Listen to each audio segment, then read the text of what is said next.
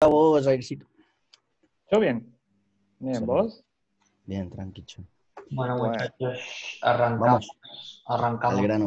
grano, muchachos. Eh, bueno, esta es la fase ya la fase 2. Ya la primera fase vimos, ya nos acercamos a React, algunos conceptos, y para poder desarrollar en React es como que necesitamos tener unos conceptos de JavaScript, porque todo lo que se escribe con React es JavaScript. Y si no tenemos estos conceptos, es como que podría ser muy confuso cuando vayamos a mirar un video, vayamos a leer una documentación o tengan que hacer algo con lógica. Y acá la lógica vamos a ir aprendiendo con los problemas, o sea, cada problema se soluciona con una lógica. Así que me imagino que cuando vayamos tratando de desarrollar algo, vamos a encontrarnos con un problema y ahí vamos a buscar la lógica más adecuada. Y esa lógica se va a aplicar con instrucciones JavaScript, obviamente, ¿no? Eh, Generalmente siempre se estudia, se hace una introducción a la programación para entender cómo es la lógica, pero ahí en realidad nunca aprendes. Realmente la lógica la aprendes cuando ya tocas problemas reales. Bueno, estos son los temas que vamos a tratar. Esta es la idea, ¿no? Vamos a tomar Visual Studio Code como nuestra principal IDE de desarrollo y vamos a entender un poquito qué son las extensiones de Visual Studio Code. Quiero tener un apartado exclusivamente para fundamento de programación, que son 2 o 3 cositas que van a ver todo el tiempo y que la van a tener que usar casi todo el tiempo. Así que eso vamos a tocar también. Después vamos a hacer una introducción de JavaScript y vamos a ver cuánto tenemos que saber de JavaScript como para empezar a desarrollar aplicaciones. Bueno, y una vez que terminamos esto, que es esta sección es la más larga, ya volvemos de vuelta a React. Y vamos a entender unos conceptos de React que habíamos hablado ya la vez pasada, que es los que son los componentes. Y vamos a entender con qué tipo de componentes vamos a trabajar nosotros. Hay 2 tipos de componentes en React, uno que es tipo clase y el otro que es tipo funcional. Nosotros vamos a trabajar con los funcional components. Por ahí vamos a dar un repasito de esto para mirar y para que ustedes más o menos tengan en cuenta como un componente de tipo clase, pero lo vamos a hacer más adelante. Podemos crear nuestro primer componente, vamos a seguir trabajando en nuestro proyecto en el que tenemos, así que tranqui con eso. Porque ahí es donde vamos, el primer proyecto que hicimos, que era el desarrollo como de una aplicación para buscar algo, en este caso tragos, está todo, eh, está todo en una misma estructura, está todo en un mismo archivo. Entonces nosotros lo que vamos a hacer con los componentes es como dividir todo ese proyecto web, vamos a dividirlo en diferentes componentes y se van a dar cuenta como cada componente ejecuta una acción y todo eso va a formar la aplicación. Y React es, eh, es como un framework orientado a componentes. Generalmente lo que se busca es crear componentes que después sean reutilizables y bueno, en la práctica lo vamos a ver mejor a eso. Y después, bueno, vamos a tratar sobre algo que se llama comunicación entre componentes, eh, que va a ser algo que va a ser muy indispensable para va a ser muy indispensable para poder pasar datos de un componente a otro. Bueno, vamos a irnos a Visual Studio Code. Yo les muteé ahora, si quieren hablar, desmutéense nomás. Lo que pasa es que había un ruido que está saliendo en el audio también. Bueno, lo primero que vamos a hacer es, ya me dijeron que todos tienen Visual Studio Code. Eso es algo que creo que Jair ya tenía, Iván ya lo conoce y Javier creo que también lo tenía en su computadora. Va a ser, si quieren hacer estos pasos, los que tienen computadora ahora ahí, va a ser va a ser bueno para que puedan aprender ya cómo se abre un proyecto con Visual Studio Code. Y bueno, el Visual Studio Code básicamente es esto, pero podemos ir a la página de Visual Studio Code para que vean cómo se descarga.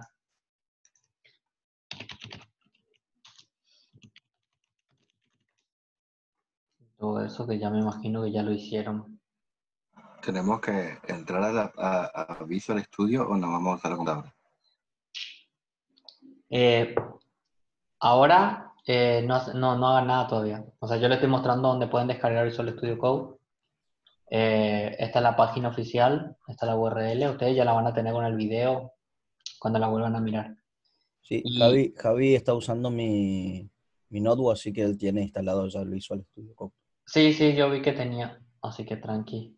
Y no, sí, que por ahí les muestro nomás, por ahí en algún momento toman otra máquina que no tiene, bueno, acá está, lo buscan ahí, Visual Studio Code, entran y descargan esto y esto hacer next, next, next y ya queda instalado lo que es el Visual Studio. Y es como cualquier programa de Windows, en el caso que usen Windows, ¿no? Después seguro que tiene acá para Mac y para Linux, pero creo que ninguno de nosotros estamos usando eso ahora. Fíjense que una vez que ustedes tienen instalado ya el Visual Studio Code, pueden usar usar este comando que se llama code punto dentro de la carpeta del proyecto y el Visual Studio Code se va a abrir con ese proyecto. Les voy a demostrar un ejemplo. Por ejemplo, yo tengo en la unidad C, tengo el proyecto que hicimos.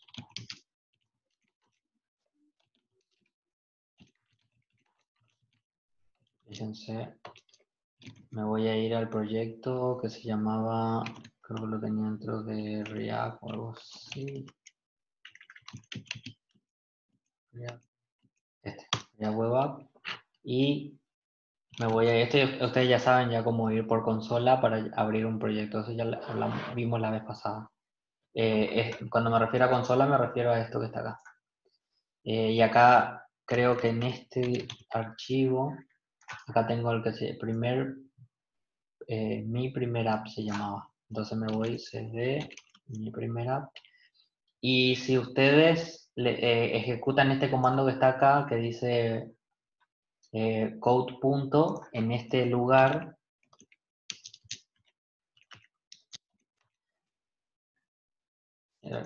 porque esto ya está abierto. Voy a cerrar. Me abre. Bueno. Si ustedes ejecutan code punto ahí adentro, el editor que le abre en ese directorio. Le abre de esta forma que toma exclusivamente ese proyecto, o sea, toma exclusivamente ese proyecto como el proyecto principal dentro del editor. Y ya, mira, aparentemente le abre algunos archivos ahí por sí solo. Eso no sabía qué hacer. Bueno, esta es una forma de utilizar ese comando como para que ustedes puedan abrir.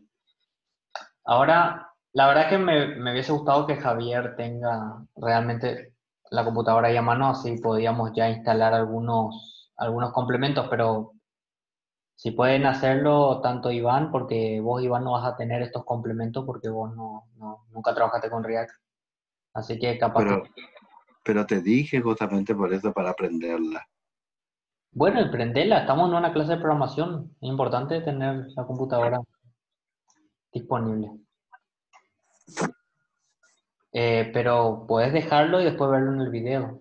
Pero después hacerlo y vas a ver que va a ser lo mismo, vamos a decirle, porque vas a ver ahora cómo vamos a ir ejecutando esto. Solo por si tenías algún problema, nomás yo decía para hacerlo ahora. Bueno, o sea, tenemos un par de extensiones. ¿Qué son extensiones? Vamos a irnos, bueno, ya. Esto es Visual Studio Code, que es igual que Sublime. No hay nada raro acá, es un editor que te muestra el proyecto Y en el proyecto te muestra el directorio de carpetas, que son todas estas que están acá. Y después tiene algunas particularidades que, por ejemplo, a mí me gustan mucho, que es la búsqueda de algo específico. Por ejemplo, acá, si vos querés buscar, no sé, algo, title, o querés buscar algún proyecto, por ejemplo, Ninja, qué sé yo, vamos a buscar algo que tengamos acá. Por ejemplo, quieren buscar ustedes una clase, por ejemplo, acá. Por ejemplo, esta clase que se llama User Image. Imagínense que tienen muchísimos archivos acá de CSS y ustedes encontraron que hay una referencia a una clase en uno de los HTML. Entonces ustedes no saben en qué CSS está, entonces le ponen ahí en Search, van a Search y le agregan ahí y fíjense que automáticamente él me busca la clase y el archivo donde está ubicado esta clase que está acá. Entonces ustedes si le dan doble clic, ahí les va a abrir el archivo y si hacen doble clic acá van a encontrar el archivo donde lo usan. Esa es una de las cositas que por ahí me gusta más que Sublime, que también tiene algo parecido, pero que es más feo y más difícil de encontrar. Esto me gusta bastante de Visual Studio Code. Después otra cosita de Visual Studio Code, bueno, que son las extensiones. Ahora es donde hablamos de extensiones.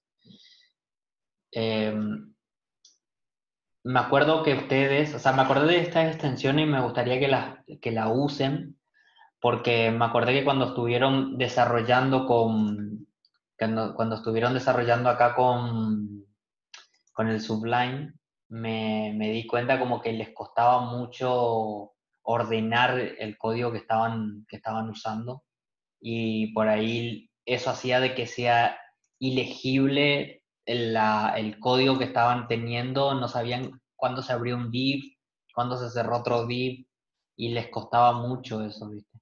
Entonces, por eso opté como ir a Visual. Fíjense que, por ejemplo, el Sublime es como que todo es un solo color y por ahí con estas cositas te podés ir a donde termina un div, pero no tiene esa forma de guiarte, vamos a decirle, si es que por ahí es mucho más grande esto, ¿viste? Entonces, fíjense que en el Visual Studio Code, si vos haces un clic acá, él ya te marca dónde termina ese div. Si haces otro clic acá, él ya te marca. Pero estas funcionalidades, por ejemplo, me voy al código, a una partecita del código, por ejemplo acá. Acá hay una funcionalidad que él te marca dónde se abrió esta llave y con esta cosita de color morada que está acá, te muestra dónde se cerró. Eso todo está hecho con extensiones. Si uno le pone alguna de estas extensiones que ahora vamos a ver, estas cositas no te las va a hacer, vamos a decir. O como guiarte dónde termina, dónde empieza. O algunos snippets, como por ejemplo, les voy a mostrar un snippet que podría ser.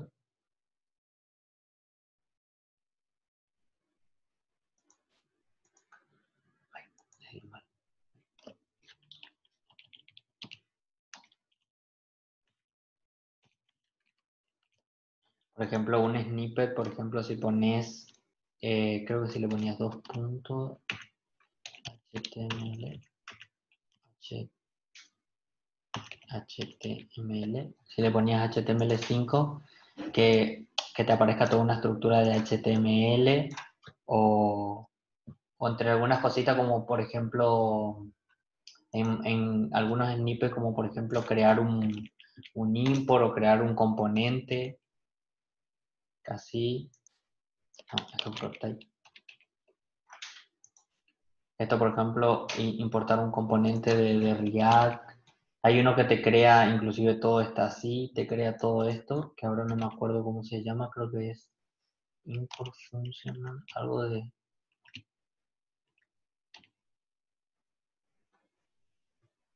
Acá está. Bah. Eso lo tengo todo anotado. Eso lo vamos a ver ahora cuando importemos este. justamente este React Snippet, vamos a ver ahí aparece toda la guía para poder tener los comandos rápidos, que son los snippets. Bueno, entonces o sea, si tienen abierto ya su Visual Studio Code, ustedes me avisan si es que me van a seguir, si no pueden mirar acá nomás. Bueno, ¿cómo agregamos una extensión? Por ejemplo, la primera extensión se llama JavaScript ES6 Code Snippet.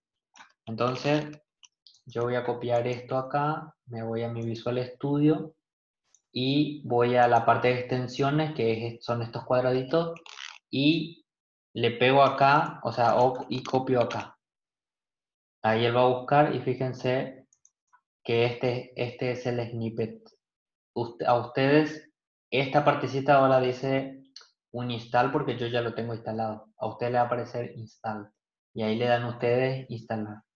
Entonces él va a instalar, no tarda mucho. Y si quieren leer, por ejemplo, de qué se trata este snippet que está acá, leen la documentación acá, que es lo que justamente hoy no me acuerdo por ahí todos los comandos. Pero, por ejemplo, van a encontrar que estas cosas llaman a ciertos códigos que le permiten autocompletar código. Como por ejemplo, crear, por ejemplo, exportar name, variable, local variable. Por ejemplo, que crea un coso. Vamos a ver si esto hace esto. No estoy seguro si lo hace. Nunca usé estas cositas, pero sí. Ahí fíjense que vieron, creó un funcional, o sea, una constante de una función exportable. Que eso, por ejemplo, ustedes se van a dar cuenta que es muy parecido a esta estructura de esta acá. Y así, tiene varias funcionalidades, es cuestión de agarrar y leer la documentación. Este dice exportable for Clash Calculator. Después tiene para armar un constructor, que todavía no sabemos lo que es constructor. Fíjense que acá tiene como por ejemplo para hacer un for. Tiene varias cositas como para... acá tiene para hacer un set timeout que posiblemente lo vamos a usar mucho. Se pone STO. Vamos a borrar y ponemos STO, enter, y fíjense que le crea un set timeout como para hacer un delay, que más adelante vamos a ver qué es esta función. Acuérdense de ese set timeout que lo van a usar muchísimo, sirve para muchas cosas. A ver, ¿qué otra cosa hay? Mira, acá tienen algo que vamos a tocar que son las promesas. Se pone prom. Ahí, fíjense, y ahí te crea una estructura de promesa. Bueno, estos son snippets. A esto se le llama snippet. Si por ahí ustedes dijeron que no sabían lo que era un snippet, bueno, los snippets son así, son estas cositas así, son palabritas claves que generan estructuras de código automáticas, sin necesidad que vos las escribas.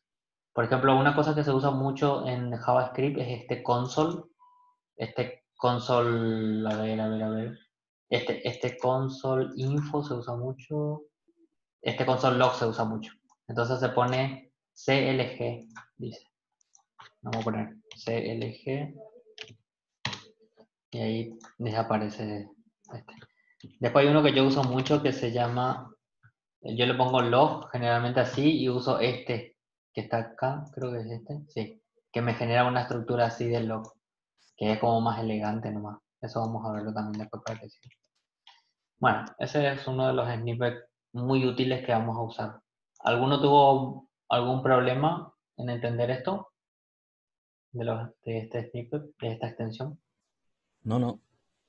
¿No? Jair, Javi. Vale. No, está bien. Después se tengo que ver es como para instalarlos o para activarlos. Sí, si Instalarlos. ustedes, si Sí. ustedes quieren instalarlo ahora, como les dije, es irse a extensiones, acá, y poner el nombre, que yo ya les pasé el documento, este documento yo les pasé, les pasé por WhatsApp, y copiar que está acá, de ahí se van a Visual Studio Code y lo pegan acá. Y le dan Enter y ahí les va a buscar. Y cuando le dan un clic arriba, les va a dar para instalar a ustedes. Yo ya lo tengo instalado. Y ahí le dan install, así ahí lo desinstalé, le va a aparecer así. Le van a dar install, y ahí va a tardar un ratito, y ahí ya instaló la extensión. Bueno, y así sucesivamente con la siguiente. Vamos a ir explicando a ver qué es este. Bueno, el primero era para tener snippet de JavaScript, que vamos a usar JavaScript. El bracket pair colorizer es otra extensión que te permite, yo uso una cosa nomás de esto, no sé si hace más cosas, ahora lo vamos a leer, pero lo uso para esto, ahora van a ver. Es este que está acá, o este 2 es. Por lo visto yo instalé el 2. Y que los dos es la misma cosa. Bueno, instalen el 2 si quieren, el que es bracket pair colorizer 2. Y para lo único que sirve, pero es muy útil, es como para que lo que le decía hoy, que él te dice, te marca con diferentes tipos de colores las llaves. Y por ejemplo, si vos le marcas esta llave, él te da un color morado para que sepas dónde está el final de esa llave. A ustedes les va a parecer una boludez este programita que está acá, pero se van a encontrar con programas inmensos y anidaciones inmensas de código que les va a ser muy ilegible poder entenderlo. Entonces van a tener que saber dónde empieza y dónde termina, porque estas llaves generalmente se te pierden a veces. Y este tipo, bueno, también este tipo de extensiones te ayudan como a identificar si te falta una llave, dónde ponerla, dónde empieza. Fíjense que también tiene acá una particularidad donde hay paréntesis, también él te avisa dónde empieza un paréntesis y dónde termina. Dónde empieza, dónde termina, te lo marca con un colorcito. Bien, bien, bien a lo maraca, colores de arco iris. Miren, acá está. Por eso es que JTAN tiene todos estos colorcitos. Bueno, eso es otro. El React Code Snippet es el que yo suelo usar mucho, que es el que recién estaba queriendo usar, que no me acordaba los comandos. Entonces esto ponen acá, pegan, y yo creo que debe ser este el primero, sí, este es React Code Snippet. Este React Code Snippet, fíjense que ahí ya te muestra el ejemplo cómo es. Una vez que lo instalan, o sea, todo esto es pegar, copiar para ustedes, pegar acá, buscarlo, darle clic y darle install. Todo eso tienen que hacer ustedes por cada uno de cada una de estas extensiones que vamos a ver acá. Así que más o menos esa es la tarea también, si es que no lo están haciendo ahora. Fíjense que acá les muestra, o sea, en la presentación de la página, fíjense que él les muestra un ejemplo, ¿vieron? Él escribió RCC, creo, y le generó todo un Clash Component. Fíjense, van a ver la animación que tiene. Ahí creo un sedstate. O sea, se puede hacer varias cosas. Fíjense, mira, este crea un functional component. Bueno, a ver, vamos a probar este que está usando acá. El comando como es. RSCP. RSCP. Entonces él escribió RSCP. Este que está acá. Fíjense que ahí creó un functional component, que es lo que nosotros vamos a usar mucho de esto. Y este prop type que está acá, después les voy a explicar más adelante qué son los prop types, pero por ahora esto es lo que nos sirve. Fíjense que él ya nos generó esta estructura, por si no nos acordamos cómo es. Y creó el export, el default, y ya lo creó directamente, así como está esta función que está acá. Voy a borrar esto. Bueno, y después tiene más cosas, o sea, pueden usar, o sea, fíjense que acá tiene un documento, por acá, fíjense que acá tiene un documento que tiene un montón de cositas que después vamos a ir utilizando. Como por ejemplo, no sé, qué sé yo, había uno. Este, por ejemplo, de crear class component sin importar un statement, dice. el esqueleto. Esto, por ejemplo, esto es algo que vamos a estudiar nosotros después. Este React Redux va a ser algo que vamos a tocar nosotros. Así que prepárense también para eso. Más adelante vamos a ver eso que es. Ahí te crea toda una estructura. Impresionante. Te crea toda esta estructura ya con un State2Pro que es propio de React Redux. Y te crea las funciones, todo muy, muy bueno, muy interesante. Así que más o menos, solamente con este snippet, un montón de código, te ahorras un montón de tiempo en escribir código y acordarte de cómo se hace. Por ahora capaz a ustedes no le parezca muy útil, pero después cuando empiecen a hacer cosas, van a ver que les va a servir muchísimo. Y otro que tenemos acá es Generate React Component. Este si quieren, este es opcional. Si quieren lo agregan. A ver, vamos a mirar qué es.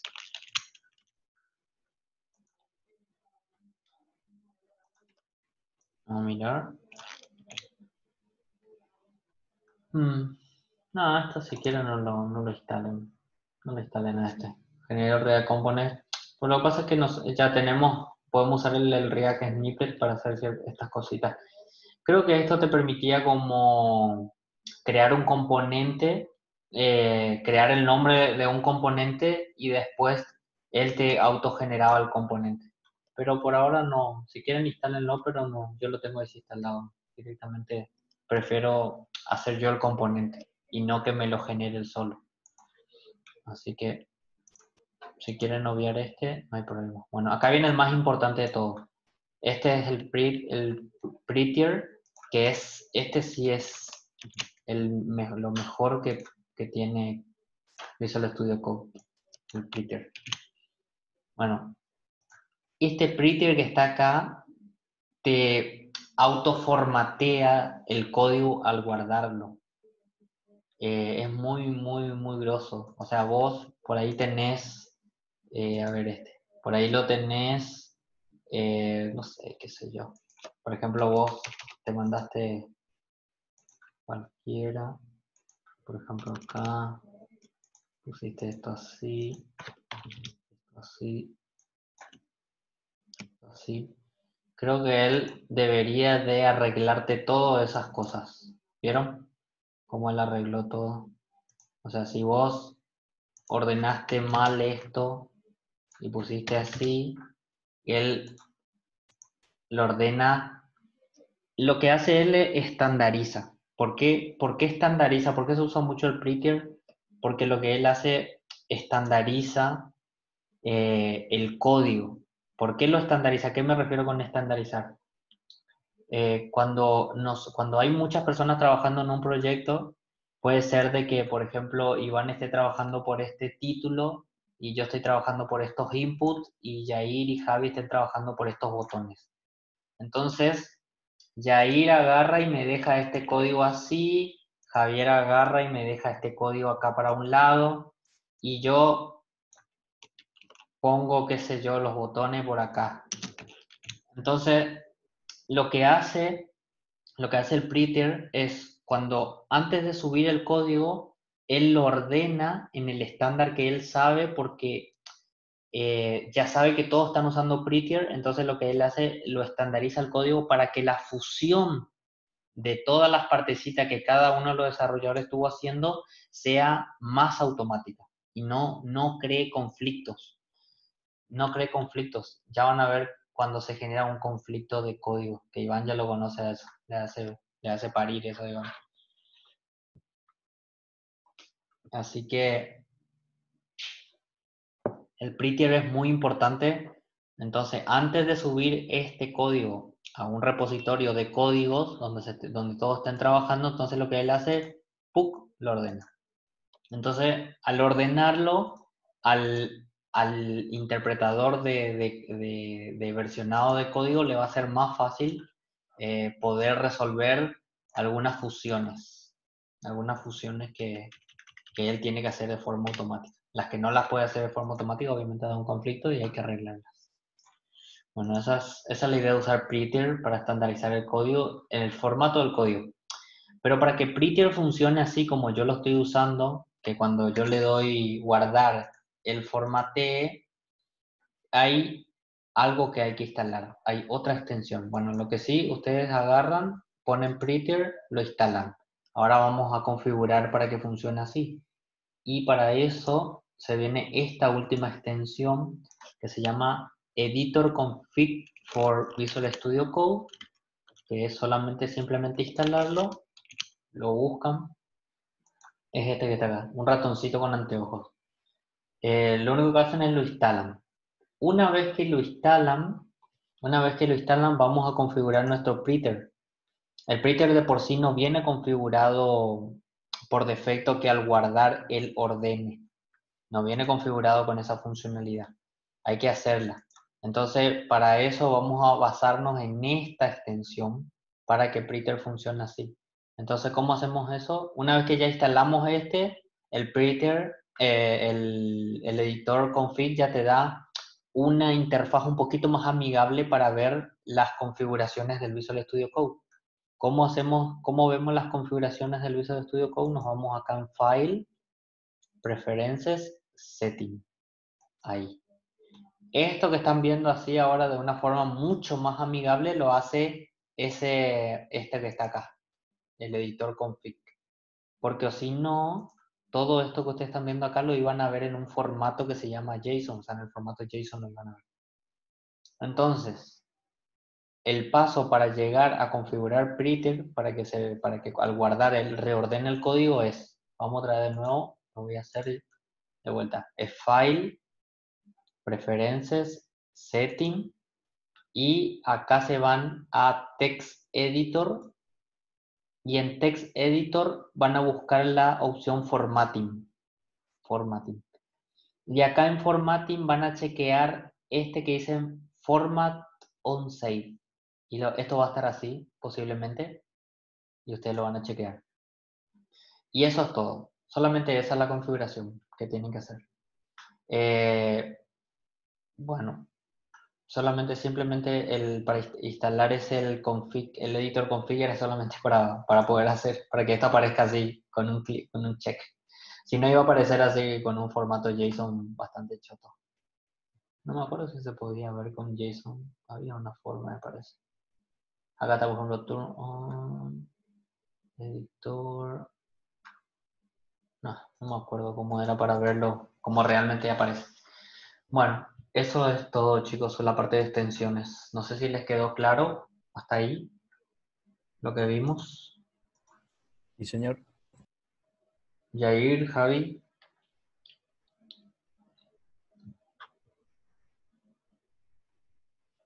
Están muteados, ¿no? Por las dudas si están hablando. Sí, todo tranqui, yo voy a ver después. No, bueno, pero si ya no te quedó claro algo acá, avísame, así te puedo explicar. No, hasta el momento estoy entendiendo, es todo un camino, digamos, para seguir. Dale. Está guiado, digamos. Genial, chicos. Bueno, esta parte de fundamentos de programación que se viene ahora es más o menos algo teórico, no vamos a hacer algo práctico acá. O sea, no vamos a tocar. Capaz que acá en esta parte de JavaScript sí vamos a hacer estas cositas que sean ya a nivel de código. Pero la voy a tocar yo, no necesitan hacerlo ustedes todavía. Lo importante es que ustedes sí le presten atención a estos conceptos que son los conceptos básicos de la programación, y también le podemos llamar avanzado porque dentro de cualquier lógica de programación, esta es la base, y prácticamente de esta base se parte para hacer cosas mucho más complejas, pero siempre sigue siendo la base, o sea, siempre sigue siendo esa base lo que hace de que las cosas complejas existan. O sea, más que esto, o sea, más que estos fundamentos que son tres ítems nomás, más que esto no van a encontrar en la programación. O sea, toda la programación, ya sea de robótica o lo que vos quieras llamarlo, se basa en estos conceptos. Y después sí, o sea, después están los frameworks y los vagos que te agarran y ya te escriben un código automático y te lo meten dentro de un framework, y ese framework ya te hace una cosa monstruosa y mágica, pero por detrás de ese framework sigue teniendo todos estos fundamentos, o sea, por eso le digo, o sea, La programación en sí se basa en estos fundamentos y después uno crece basado en el lenguaje de programación que quiere usar o en el framework que va a usar. Lo importante es solamente entender estos conceptos. Por eso justamente me parecía muy importante que antes de tocar React o JavaScript que entendamos los conceptos. Y bueno, vamos a ir mirando. Yo creo que Javier, Iván ya manejan esto porque creo que ellos inclusive lo enseñaron en la universidad cuando estaban. Jair creo que para vos va a ser un poquito más nuevo, pero ni tanto porque son cosas matemáticas y de lógica, que vos también sos profesor de matemática y eso, que ya seguro entendés un poquito.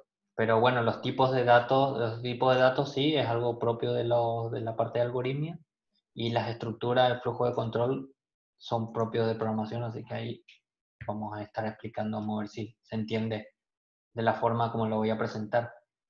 Bueno, yo hice una presentación acá, que más o menos esta. Fundamento de programación. Lo primero que vamos a ver son los operadores. Los operadores, dentro de los operadores de programación tenemos los operadores matemáticos o aritméticos, o aritméticas, que son la suma, la resta, la multiplicación, la división. O sea, esto se sigue usando para un montón de cosas, para un montón de lógicas. Si vamos a hacer, por ejemplo, un juego, se usa muchísimo, mucha matemática, por lo tanto todos estos operadores son ultra necesarios. O si vamos a hacer un programa de cálculos comerciales, también vamos a usar muchas cosas matemáticas. Así que estos operadores son reconocidos por el computador como operadores matemáticos que ejecutan funciones matemáticas. Después vamos a tener otro tipo de operadores que se usan mucho, son los relacionales. Los relacionales son el mayor, el menor, mayor o igual, menor o igual, el igual a igual, igual igual y el distinto. Y esta es la forma como se maneja. O sea, la programación se basa todo en funciones lógicas, por lo tanto, todo el tiempo se está comparando algo. Por ejemplo, se está comparando si un valor es igual a otro valor, si existe una variable o no, si un valor es mayor que otro valor. Así que para poder ejecutar una instrucción, siempre se usan los operadores relacionales para poder ejecutar una instrucción. Por ejemplo, en un programa de bancario o donde vos tenés que pasar tu tarjeta y saber si hay el saldo, o por detrás hay un programa que está verificando si tu saldo es suficiente, entonces seguro se usa un operador relacional donde dice si el saldo es mayor a lo que se quiere comprar. Si tu saldo es menor a lo que se quiere comprar, no deja comprar. Entonces ahí se dan cuenta que hay una instrucción relacional, o sea, hay una instrucción lógica, y se usan estos operadores para eso. Y después se usa el igual igual como para verificar. Por ejemplo, un ejemplo en programación sería si vos querés entrar en una página y tiene que verificar si un usuario es realmente un usuario de esa página. Por ejemplo, vos tenés tu Facebook y el Facebook tiene que autenticar si vos, ese correo electrónico es tuyo, y si vos sos la persona que está realmente autenticada o registrada en Facebook. Entonces, qué sé yo, ahí aparece este tipo de operador, el igual a igual, donde seguramente va a aparecer una variable que verifique si lo que vos estás introduciendo en ese momento, en esa cajita de texto que te aparece en Facebook, es igual a lo que ellos tienen en su base de datos que vos decís que sos esa persona. Entonces ahí hay un operador de comparación. Y esto que es distinto, que se le dice distinto, es lo contrario a este. Este lo que controla es si algo es distinto a algo, este controla si es totalmente igual, este si es menor o igual. Estos son más para números. Todo esto es más para números, cuando se trabajan con números. Y esto ya te sirve para todo, ya sea para cadenas de alfanuméricas o números propiamente. Después están los operadores lógicos. Bueno, los operadores lógicos no siempre se va a querer, por ejemplo, no siempre se va a querer en programación comparar una sola cosa. Por ejemplo, si ustedes se están autenticando, vamos al ejemplo de Facebook otra vez, si ustedes se están autenticando por Facebook, ustedes acuérdense que tienen dos cosas con las cuales Facebook los está autenticando. Uno es el usuario y el otro es la contraseña.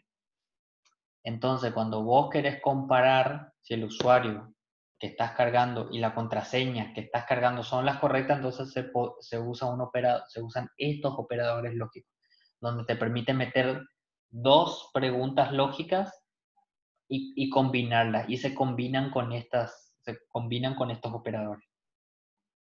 Entonces tiene que ser correcto el email y tiene que ser correcto la contraseña. Entonces en el medio va a haber un operador lógico de AND para unir esas dos preguntas, esas dos operaciones. Y después está el OR. En el OR también es un operador de conector de dos o más lógicas, pero el OR tiene una particularidad que vamos a ir viendo después en algunos ejemplos, pero solamente que en el AND las dos comparaciones tienen que ser exactamente verdaderas para que pase la lógica, y en el OR tiene que ser una de las dos comparaciones tiene que ser verdadera para que pase. O sea, puede ser verdadero y falso y pasa. En este AND tiene que ser sí o sí, tiene que ser las dos verdaderas, que vamos a verlo con más ejemplos en más detalle. Y el not es como negar algo. Vamos a un ejemplo. Por ejemplo, si solamente queremos que en Facebook se logueen personas mayores de 18 años. O, por ejemplo, los que... Sí, vamos a ponerle ese ejemplo. Entonces, ahí se podría negar la comparación de decir, bueno, yo quiero que todos sean mayores a 18 años. Y para no hacerlo tan largo, le podíamos dar acceso a todos, menos a los de 18 años, y ahí podríamos negar en la función podríamos negarla y decirle que entren todos, pero los de 18 años no. O sea, se escribe como un comando así, como una función, y se niega todo lo que estaba hecho como para que sí entren los 18 años, se niega, entonces le prohíbe entrar solamente a los de 18 años. Después vamos a ver un ejemplo de eso. Es un ejemplo re boludo el que le di ahí. Podría ser otro tipo de ejemplo. Mejor. Después en una práctica le voy a mostrar cómo se usa el not. Pero es muy útil también.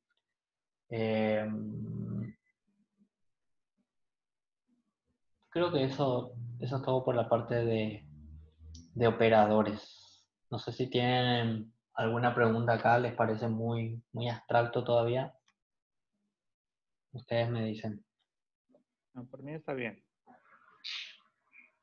Bueno, Está súper ya. vamos al siguiente.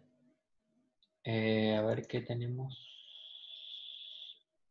Vamos a hablar ahora de tipos de datos. Vamos a hablar ahora.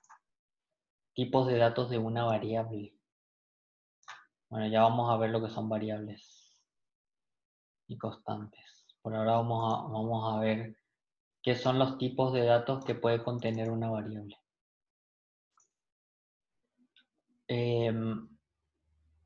Vamos a mirar acá primero. Mejor es acá. Bueno, vamos a definir, después defino otra vez lo que es variable por acá, pero ya que hablamos de este concepto de variables, vamos a ver qué es una variable y qué son los tipos de datos de una variable.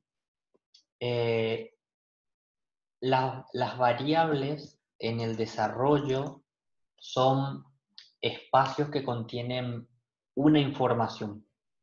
Voy a dar un ejemplo, voy a dar un ejemplo, así puede quedar un poquito más claro. Voy a cerrar esto.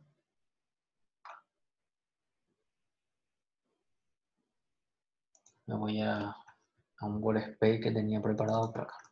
Bueno, acá voy a dar como un ejemplo, así se puede entender un poquito más, ¿no?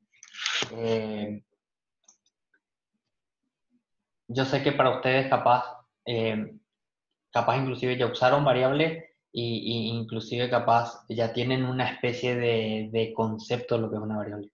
Pero a mí me gustaría que acá tomen este concepto de variable ya basado en lo que es JavaScript y cómo JavaScript declara las variables. Bueno, una variable específicamente es un espacio que se genera en la memoria de la computadora como para almacenar un valor. Vamos a imaginarnos que queremos almacenar el total de la suma de dos números y queremos imprimirlo o queremos mostrarlo en algún lugar. Entonces yo lo que necesito es, lo primero es, si yo quiero sumar dos números, voy a sumarlo así, 5 más 10. 5 más 10. Y si yo guardo esto y me voy acá, veo que no pasa nada, ¿no? No está pasando nada. Entonces, yo digo, entonces yo quiero crear una variable que contenga el resultado de esto. Entonces, voy a crearlo en JavaScript, se puede crear con la palabra var, así, y le voy a poner suma, así. Entonces, lo que va a hacer esta variable suma va a contener el resultado de estas dos cosas. Entonces voy a guardar esto y se van a dar cuenta que todavía no aparece nada acá porque todavía yo no le estoy dando ni una instrucción para que aparezcan. Pero por detrás, esta variable que yo creé acá ya existe en el procesador de la computadora, está almacenando en su memoria, está almacenando la suma de esto. Vamos a ver si eso es verdad. Yo voy a imprimir esta variable suma y voy a ver si realmente el procesador está guardando dentro de este espacio de la memoria, está guardando la suma de estos dos números. Entonces, para poder mostrar algo acá, en esta partecita acá, que es la consola, que después vamos a hablar de esta consola más en detalle porque va a ser una herramienta muy útil para ustedes. Voy a ver si es verdad. Voy a darle un console.log para poder imprimir. Y voy a imprimir esta suma que está acá. Y voy a ver si es verdad que la computadora está guardando eso en la memoria. Entonces le doy suma y refresco acá. Y fíjense que acá me aparece el valor de suma, que es esto. Si ustedes no me creen, van a ver que le voy a poner acá resultado. Así viene a lo negro. Le voy a guardar acá. Voy a refrescar acá y fíjense que ahí aparece la palabra que yo le escribí acá. Entonces, más o menos, no sé si se entendió lo que es una variable, pero vamos a trabajar con distintos tipos de variables dentro de lo que es JavaScript. Hay variables globales, variables locales, hay constantes y mucha de esta filosofía de lo que es una variable es lo que hizo que hoy el mundo de las variables se haya hecho tan inmenso que haya aparecido tecnologías tan grandes como lo que es Big Data o ese tipo de cosas. El almacenamiento de información en un espacio de un computador, ¿no? Y esto es un pequeño ejemplo de cómo se guarda una información que se procesó en un programa, que es esto, y está guardado, está contenido en la memoria, esto. Y va a estar en la memoria hasta que yo le diga lo contrario.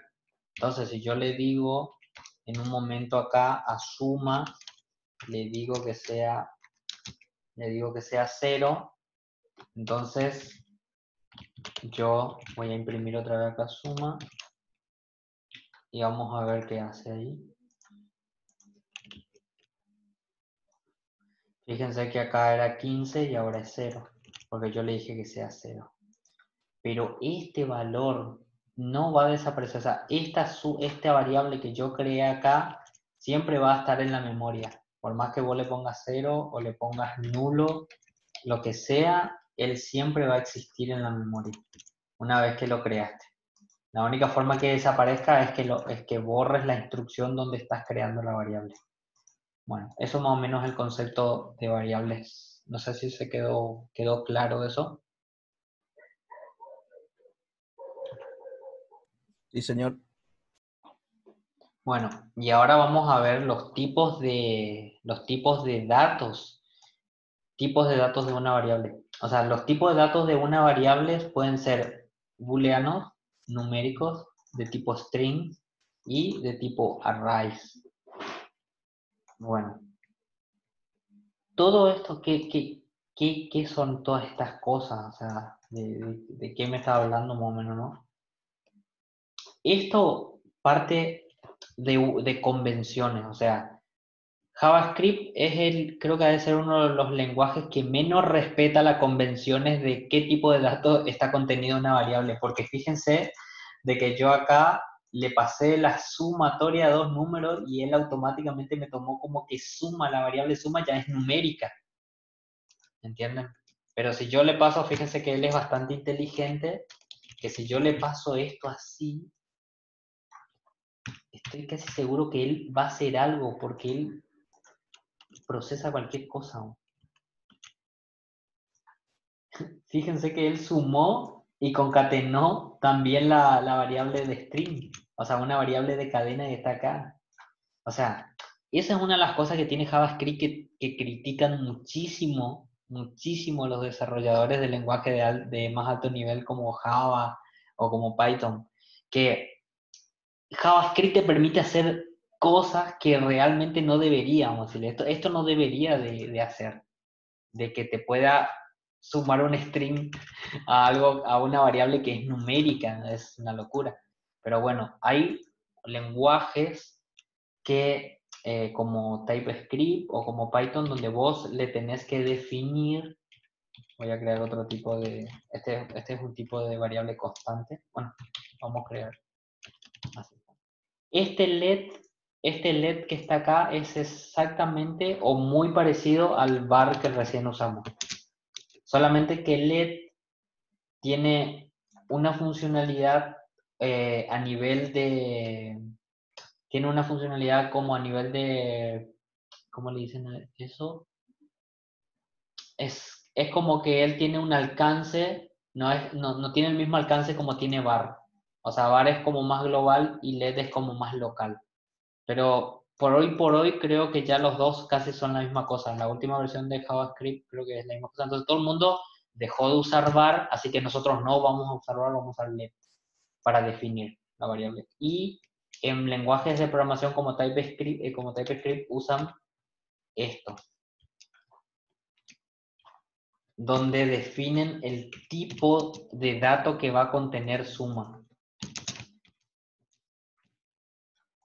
Lo definen así. O sea, suma va a ser de tipo numérico, entonces por lo tanto le almacenamos número. Pero en JavaScript no es necesario decirle de qué tipo es.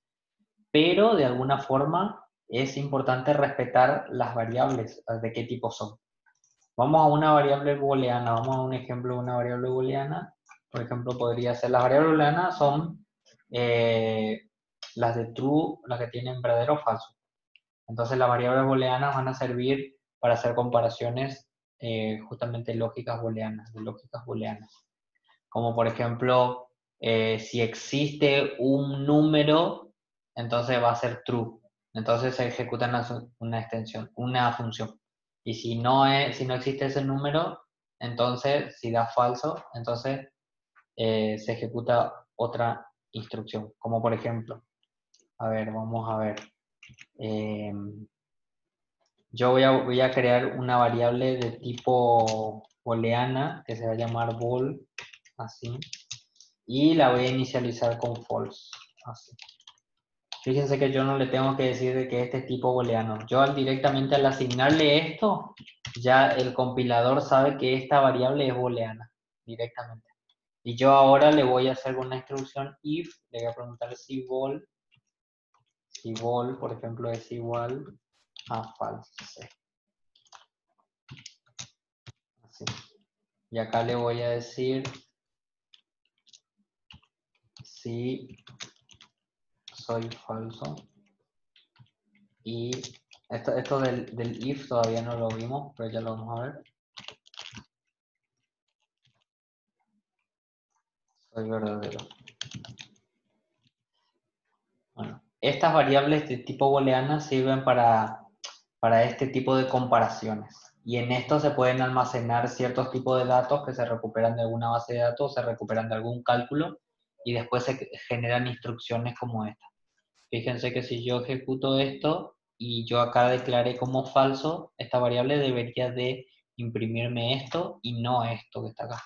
Solamente debería de imprimirme la que yo con el operador relacional comparé, que si es falso, entonces que me imprima esto. Entonces ahí le voy a dar a ejecutar, fíjense que sí soy falso. Y si le cambio acá a true, debería de imprimirme soy verdadero.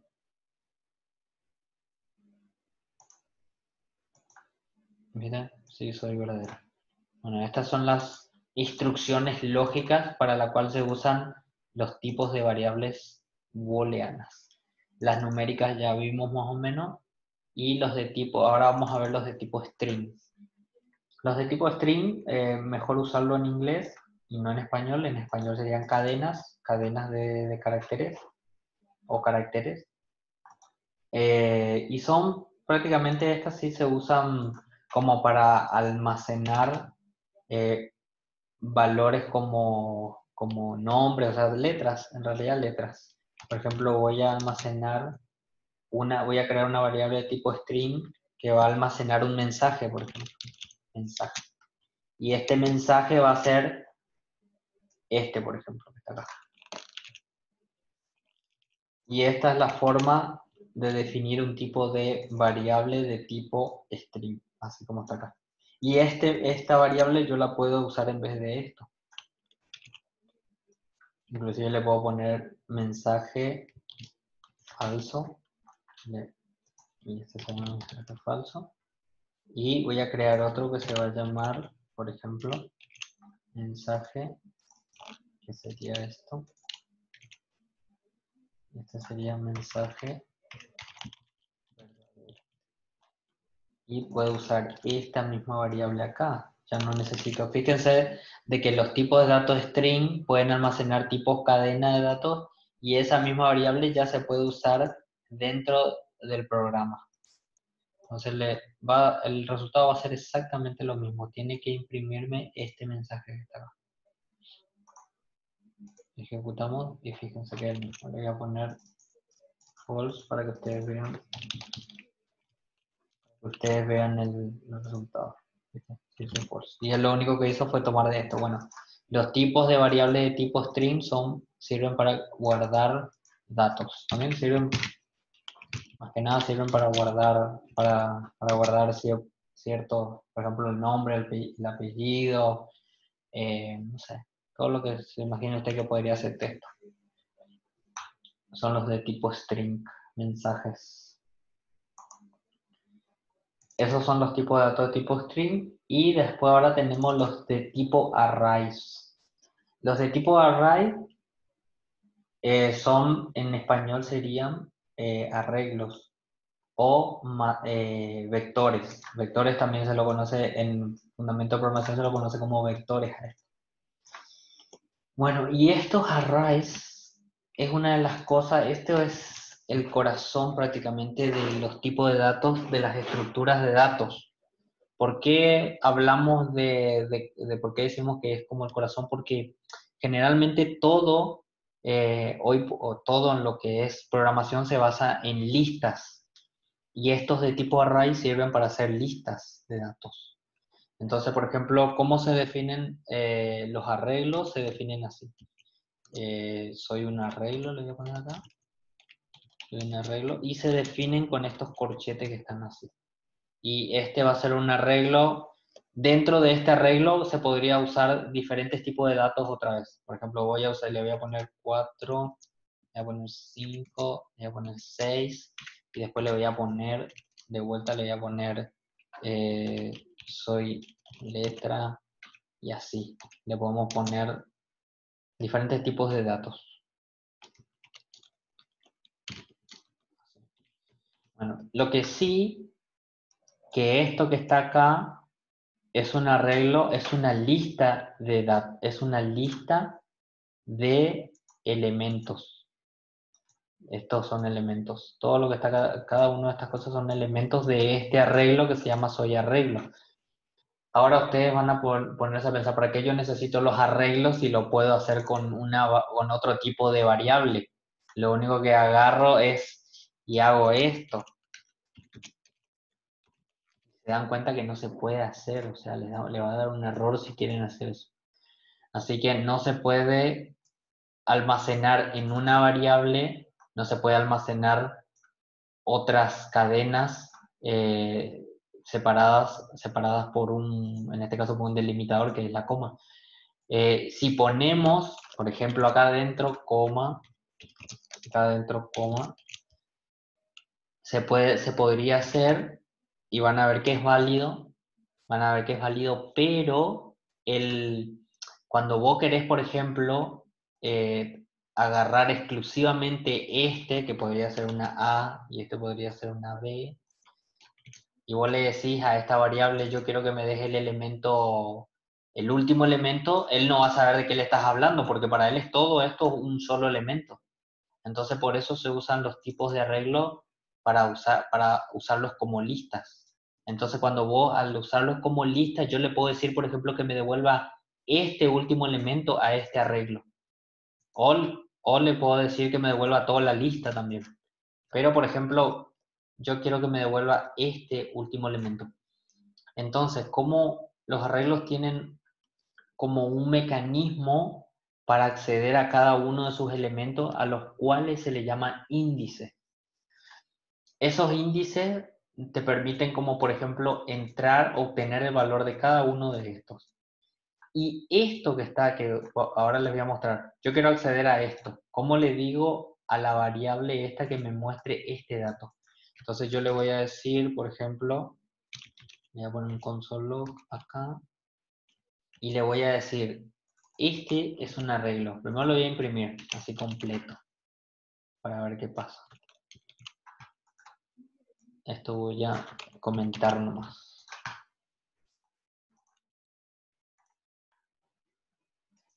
Fíjense que él me imprimió todo el arreglo. Esto es todo el arreglo. Ahora, yo quiero la A, el último elemento. Entonces, ¿cómo le digo eso? Le voy a indicar entre corchetes el índice de este valor. Y generalmente los arreglos empiezan por 0. Entonces este sería 0, 1, 2, este es el 3 y este es el 4. Entonces, en la posición 4 ahí está este valor. Entonces imprimime este valor. Le voy a poner algo acá para que se entienda más. Soy la posición 4. Así. Entonces él me tendría que imprimir esto. Guardamos. Fíjense que él accedió gracias a que con estos corchetes yo le indiqué el índice donde él está, él me tomó el último valor. Entonces, si yo quiero el primero, entonces acuérdense que los índices arrancan en 0. Me tiene que imprimir este 4 ahí. Fíjense que me imprimió 4. Bueno, ustedes ahora dicen, pero si yo tengo una lista de 50.000 elementos, ¿cómo puta yo voy a saber en cuál me tengo que ir? O sea, ¿cuál es el índice que tengo que usar para irme a ese elemento? Bueno, por algo se crearon unos operadores de iteración que te permiten iterar estos arreglos. Y eso también vamos a tocarlos ahora. Uno de ellos es este for each, que está acá, donde yo le paso un arreglo, que es este que está acá, y yo dentro de este arreglo, dentro de esta estructura, que este es un for each, puedo imprimir todos los elementos de este arreglo. Entonces, si yo hago esto que está acá, dentro de esta estructura for each, él me va a imprimir cada uno de estos elementos, pero de forma independiente. Vamos a ver si eso es verdad. Voy a ejecutar acá. Y fíjense que él me imprimió cada uno de los elementos de ese arreglo. Ahora, vamos a ver, creo que esto tiene algo, tiene algo que le puedes imprimir el índice que es para acceder a cada uno de ellos. Creo que se ponía coma, se ponía index, y yo acá, al ladito, acá, le voy a imprimir ese index. Vamos a ver si es verdad. Y vamos a ver, me tiene que imprimir el índice de cada uno y su elemento.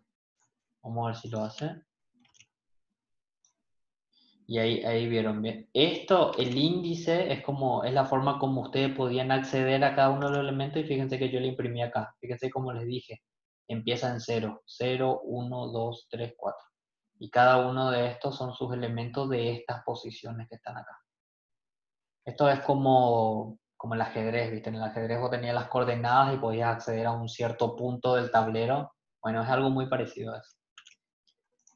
Y bueno, más operaciones con arreglo vamos a tener bastantes. Así que una de las tareas es leer mucho sobre arreglos, porque vamos a trabajar mucho sobre justamente los arreglos, que es lo más importante en JavaScript. Bueno, entonces vamos a repasar esto que vimos acá, vamos a repasar con la diapositiva. Entonces ya hablamos de los operadores. Ahora vamos a hablar hablamos de los tipos de datos recién.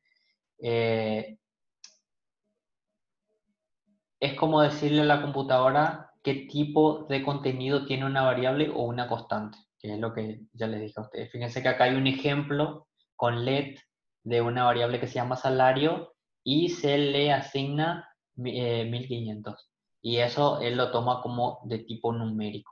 Quiere decir que esta variable contendrá únicamente números y que puede ser asignado o producto de cálculos matemáticos. O sea, si vos le asignas un valor numérico, él autoentiende que solamente se van a poder almacenar números. Eso es del tipo numérico, que es lo que vimos primero. Después hablamos de los booleanos. Son variables que almacenan únicamente dos estados, verdadero o falso. Las palabras reservadas, como les dije, pueden ser true o false. Estas son las dos.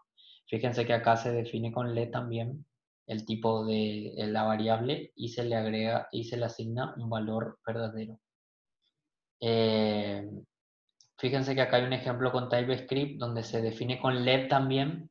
Le decimos que este es el nombre feo, se llama la variable. Es de tipo boolean. Fíjense que le tienes que poner dos puntos tipo boolean y ahí recién le asignás el valor. Que esto en JavaScript no se hace. En JavaScript no es necesario decirle de qué tipo de valor va a ser una variable, sino que él ya automáticamente lo reconoce por el tipo de datos que está almacenando o que el programador le dijo que almacene. Recomendación. El nombre para una variable de tipo booleana debe leerse siempre en positivo. ¿Qué quiere decir eso? De que, por ejemplo, si vamos a crear una variable de tipo booleana, tiene que, por ejemplo, tiene que, memotécnicamente la variable tiene que hacer una referencia al true, siempre al true. Por eso es que te pone acá como que está bien que sea así y que no sea así, no activo, entonces te marca una X porque no está, la recomendación no es aceptable. Pero esto ya depende de usted le puede poner el nombre que quiera. Pero la recomendación es como, por ejemplo, que siempre la variable de tipo booleana tenga el aspecto de que va a recibir siempre algo positivo, de que va a recibir siempre true, verdadero. Después vamos a ver más ejemplos de eso. De los strings ya hablamos, cadenas de caracteres. Fíjense que acá se define una variable con let, se llama nombre, y acá agrega un nombre y apellido, Fernando Herrera, que es el profesor que hizo estas diapositivas. Almacena palabras, frases, cadenas, letras, símbolos, todo lo que se imaginan, hasta números alfanuméricos, acá todo va dentro de este tipo de variables string. Eso ya lo vimos. Y acá hablamos de los arreglos, las variables de tipo arrays. Es un conjunto de cosas similares, dice. No es más que, o sea, o sea, este dibujito que está acá hace representación supuestamente de que es un arreglo que contiene flores.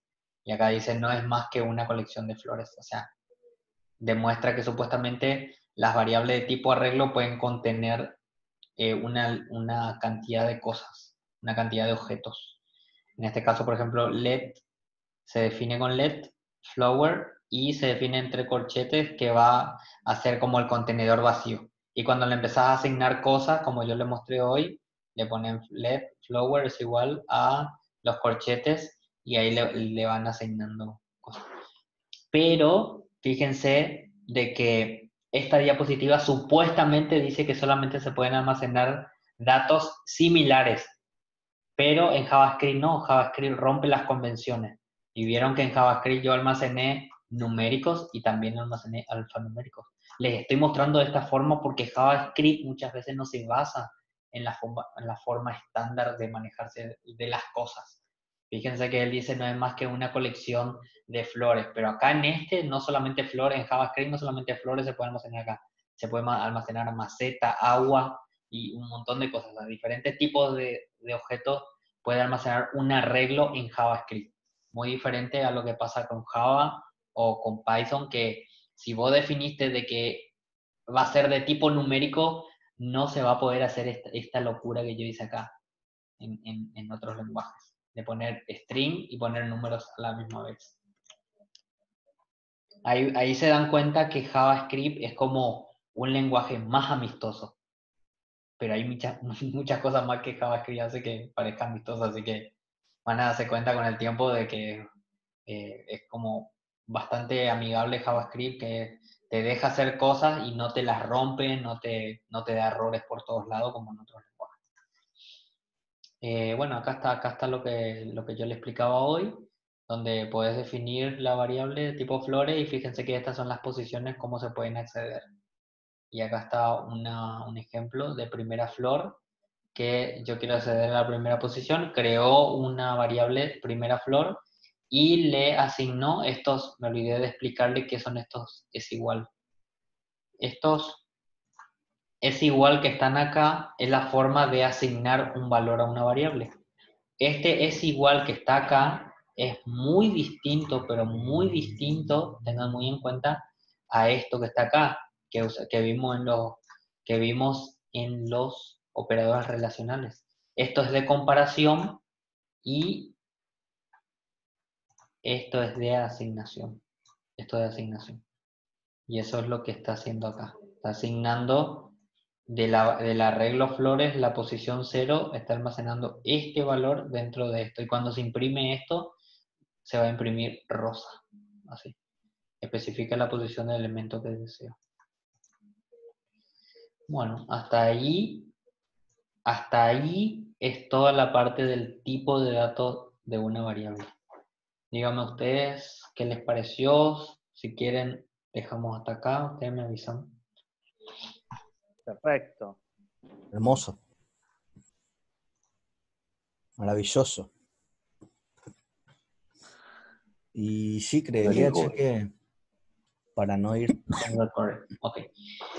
Bien, entonces ahora vamos a hablar de las estructuras o flujos de control, también llamadas decisiones. Y vamos a hablar de los comandos más básicos y que realmente son los que se usan siempre. Solamente que puede variar de acuerdo al lenguaje de programación que estamos usando, puede variar en su forma de escribir. Por ejemplo, en JavaScript lo normal es poner así un if, en otros puede ser que este sea con mayúscula y esto sea con mayúscula y así, cosas así. Puede variar eso, pero siempre siguen siendo if. Inclusive hay un lenguaje que es en español que en vez de if pone sí, y acá esto pone si no.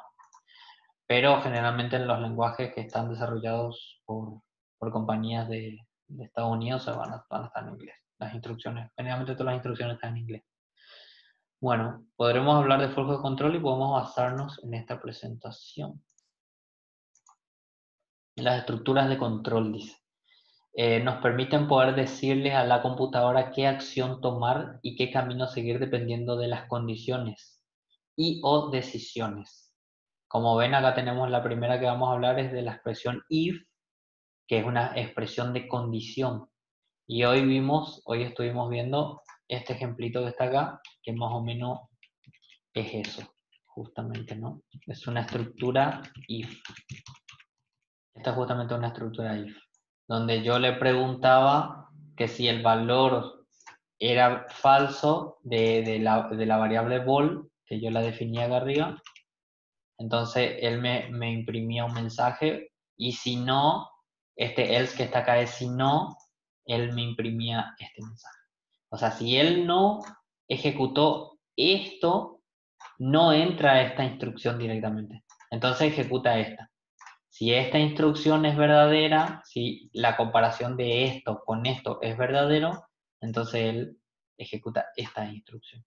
Y para eso sirve la estructura de control if, como para decirle sí o no, sí o no. Imagínense ustedes en la inteligencia artificial, que supuestamente es algo muy grosso, está lleno de estas instrucciones if, y todo lo que tenga que hacer una inteligencia artificial, como por ejemplo detectar si el objeto que está viendo es un perro o una persona, tiene que hacer un montón de if para poder detectar de que lo que él está viendo es un perro, ¿entendés? Entonces, se sigue usando en una programación tan avanzada, se sigue usando estos if como para tomar decisiones. Entonces, esa es la base para que las computadoras o para que los programas que son robots puedan tomar decisiones. Básicamente es así. Después tenemos el if-else, que es lo que ya tenemos acá el ejemplo, que si no se ejecuta esto, se ejecuta esto que está acá. Por eso, si yo le saco esto, si yo le saco este else, solamente él va a esperar esta instrucción.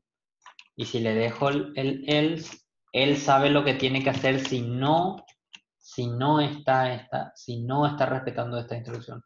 Él va a hacer otra cosa acá abajo. Entonces, por ejemplo, acá puede ser que sea un programa de hacer tortillas, ponele. Entonces, por ejemplo, tiene que preguntar si hay harina. Entonces, yo, por ejemplo, acá le pongo, le pregunto acá, así, hay harina. Ahora ya cambió, ya dejó de ser booleano, ahora es de tipo string esta variable. Entonces, yo puedo usar acá y puedo comparar. Y ahí le cambio esto y le pregunto si es que hay harina. Acá. Y si hay harina, voy a cambiar estos mensajes a hacer tortilla.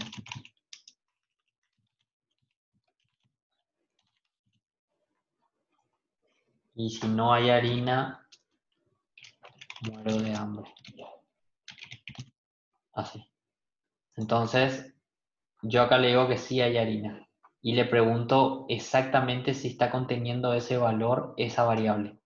Entonces ejecuto esto. Voy a borrar esto porque voy a imprimir otras cosas. Fíjense que hay harina, entonces le digo hacer tortilla. Y si le llego a cambiar acá, le pongo cualquier otra cosa acá y guardo esto, fíjense que se imprime muero de hambre. ¿Por qué? Porque él está esperando solamente que tenga esta variable que contenga solamente si hay harina. ¿Vieron? Y ahí fíjense que yo lo comparo con es igual con 3 es igual, lo comparo porque yo quiero que sea exactamente igual a esto. Exactamente igual a eso. Por eso lo comparo con los tres cositos de comparación. Que van a ver que eso está acá. Que yo le agregué ese tipo de 3 es igual.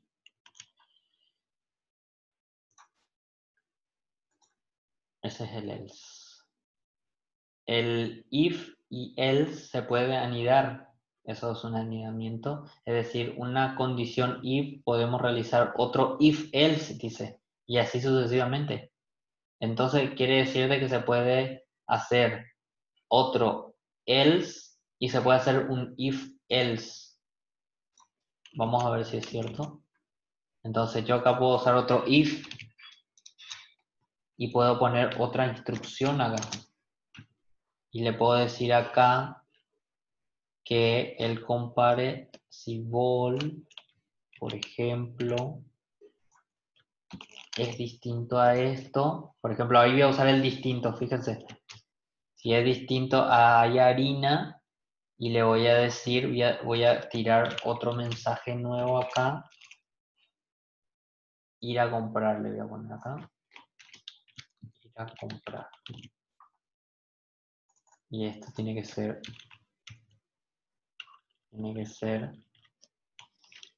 mensaje intermedio, le voy a poner así. Como para que se sepa que es este. Y acá le voy a poner otro else. Donde le ponía... Fíjense, acá le voy a poner... No hay harina. Así se llama mi variable. Y le pongo así. Entonces, ahí le voy a decir que si no es igual a esto, entonces que imprima el mensaje intermedio. Vamos a ver si imprime el mensaje intermedio. Ir a comprar. ¿Por qué? Porque yo le puse, para que no llegue hasta acá abajo a imprimir este, mejor le hago un intermedio de ir a comprar la harina para no llegar a me muero de hambre. Entonces no llega a entrar en esta instrucción, entra en esta instrucción porque la variable no está conteniendo exactamente ahí harina, está conteniendo cualquier otra cosa. Vamos a decir. Inclusive le vamos a poner acá, no hay harina, no sé. Y aún así va a seguir entrando ahí. Bueno, eso vamos a ver que se puede anidar muchos if con este else if. Y esto se puede hacer miles de estas anidaciones. Inclusive dentro de este if, acá dentro de este if, se puede usar otro if, así. Y acá dentro de este if, se puede usar otro if, así y así. Y miles de if. Se cumple, si hay harina, entonces acá tiene que haber huevo también, por ejemplo. Entonces se puede usar otra comparación acá. Hay huevo y así. Se puede hacer larguísimo las instrucciones y todo va a depender de la lógica de lo que se quiera hacer. En este caso, estamos queriendo hacer tortilla. Bueno. Bueno, y acá tenemos otro tipo que se llama switch. Este switch permite realizar múltiples decisiones de forma limpia y eficiente. Entonces, fíjense de que esto puede quedar muy sucio si anidamos muchos if. Puede quedar muy sucio. Entonces, para eso se crearon las estructuras de tipo switch. Entonces, las estructuras de tipo switch se puede pasarle la variable y las evaluaciones de cada variable. Entonces, nosotros en vez de tener una estructura en vez de tener una estructura anidada, vamos a tener una sola estructura con sus diferentes posibilidades. Entonces, ponerle que vamos a escribir este switch.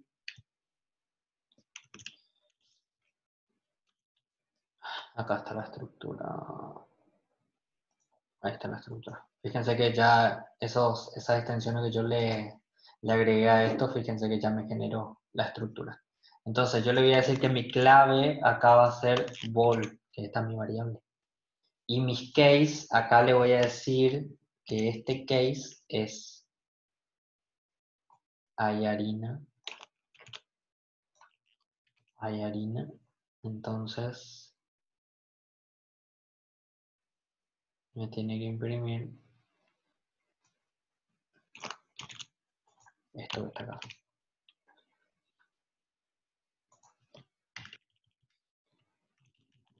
Hacer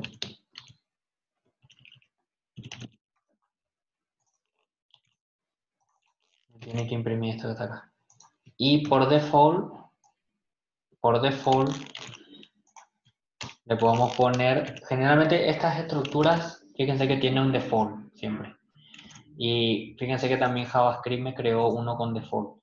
O sea, generalmente siempre, este default siempre se pone la opción, si es que no cumple ninguna de las condiciones, esto se puede hacer múltiples condiciones. No hay harina. Entonces, voy a poner esto acá. Ahí.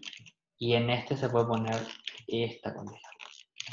Fíjense de que estas condiciones que cumplen, estas condiciones que cumplen acá, siempre tienen esta estructura, que acá es donde se pone la lógica, y este break que está acá hace de que cuando entra a esta instrucción y ejecute toda la lógica que tiene que ejecutar, este break lo que hace es que salga de la estructura, que no se siga ejecutando esta estructura, que no siga comparando los diferentes casos. Voy a guardar esto acá, para que quede más limpio. Entonces, si él no entró acá, entonces por defecto va a entrar acá. Entonces, fíjense que yo acá le voy a enviar uno vacío, acá, y él tiene que entrar en este no hay harina. Me muero de hambre, tendría que imprimir. Fíjense, muero de hambre. Entonces, las estructuras, el default sirve para eso, justamente para que no hacer, es como sería como este else que está acá. Hacer por defecto algo. Se puede también sacar esto y no hacer nada nomás. Obviamente no. Pero ahí no hace nada porque no hay una instrucción que haga que se ejecute este ni este. Ahora si le pongo acá hay harina.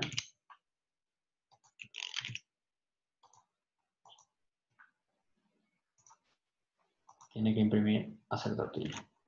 Bueno, entonces más o menos las estructuras de control de switch tienen esa funcionalidad de hacer múltiples selecciones. Inclusive si vos le sacas este brick, él puede entrar en cada una de las opciones. Si ustedes desean hacer un programa donde él verifique y pase por cada una de las condiciones, pueden sacarle este brick y él lo que va a ir haciendo es va a ir comparando acá, va a ir comparando acá, va a ir comparando acá. Entonces puede ir comparando en cada uno. Si le pones el brick y él encuentra que, por ejemplo, hoy es lunes, entonces solamente va a entrar en este case 1. O sea, va a entrar en el primer case nomás. Y ya en los demás ya los va a obviar. Esa es la idea del switch. Bueno, y eso son la parte de condiciones, o sea, estructuras de control de condiciones. Después tenemos estructuras de control cíclicas o ciclos o loops. Nos permiten ejecutar las mismas líneas de código una y otra vez de forma consecutiva. O sea, ¿qué quiere decir esto? De que, por ejemplo, las estructuras cíclicas pueden ejecutar una cantidad de loops o una cantidad de ciclos hasta que se ejecute una condición. Hasta que una condición sea true, entonces ahí sale de esa estructura. A ver si tenemos otra. Bueno, acá muestra con for. En este caso, las estructuras de control que dijimos que vamos a ver son, las cíclicas son for in, while. Y la sentencia break que ya vimos lo que era. Bien. Vamos a ver un ejemplo con for, por ejemplo. Vamos a basarnos en lo que dice esta presentación. Esta presentación dice, el for es una función cíclica igual que el while. Es muy útil cuando sabemos la cantidad de veces que necesitamos ejecutar el código. Bueno, el for acá, por ejemplo, es una estructura en la que se va a ejecutar desde el 1 hasta el 10 algo. Yo le digo que arranque en 1, termine en 10 y que él ejecute, o sea, que ejecute 10 veces algo consecutivamente, sin parar. Entonces vamos a ver si podemos hacer ese código cíclico ahí. O si no, la del while también, pero no tengo ni un ejemplo con while. Igual no vamos a usar mucho la función while. Generalmente siempre vamos a usar for each, o vamos a usar maps, que es uno de los más comunes, que lo vamos a usar con ECMAScript 6, ya se usa maps, ya no se usa más for. Pero ahora les muestro for porque lo van a ver mucho. Y acá, por ejemplo, definimos, inclusive podemos usar este for para poder recorrer este arreglo que está acá. Fíjense que yo puedo agarrar, puedo poner acá donde dice array, lo reemplazo por soy arreglo, y acá este constante me va a devolver los valores de este arreglo. Si yo imprimo acá esto, me tiene que imprimir cada elemento del arreglo. Lo mismo que hizo este for each acá, lo vamos a hacer con este for. O sea, eso es lo cíclico. Él va a entrar en cada uno de estos hasta que termine, hasta su última posición. Porque yo acá le digo que mientras el índice sea menor o igual al total de elementos que tiene este arreglo. Pero capaz que, bueno, vamos a hacerlo así, vamos a probar, para que más o menos entiendan qué son las estructuras cíclicas. Un array, hay un array, me está faltando. Acá, este array tiene que ser este que está acá.